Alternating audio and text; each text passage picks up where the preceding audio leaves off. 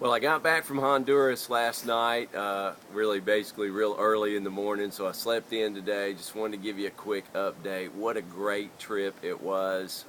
We got down there Friday. We had a church service on Friday night.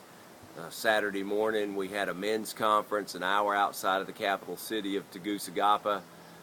There were 106 of us there at this men's conference that lasted for about 6 hours. We headed back into the city, and then we had another church service on Saturday night.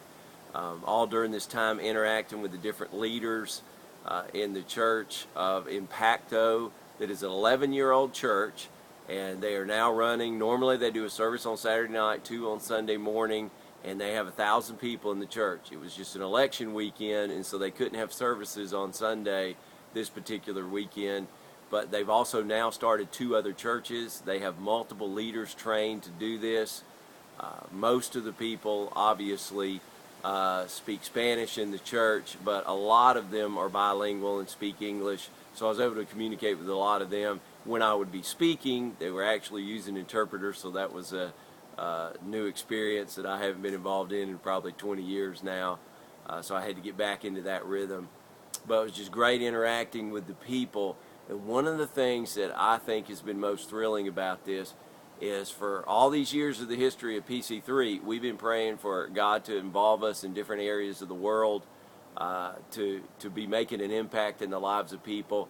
And what's going on down at Tegucigalpa, Honduras, really seems to be a good fit for us at PC3. So we're going to be pursuing that opportunity to have teams go down there and be involved in service projects that the church is tied into, but also teaching the Bible projects and helping share the message of Christ with other people. Lots of opportunities down there in Honduras, and there's a church that's making an impact, so we just tie right in to really advance what God is doing through that local church, so it can be sustained. Whatever energy we put into that is going to be multiplied down in Honduras.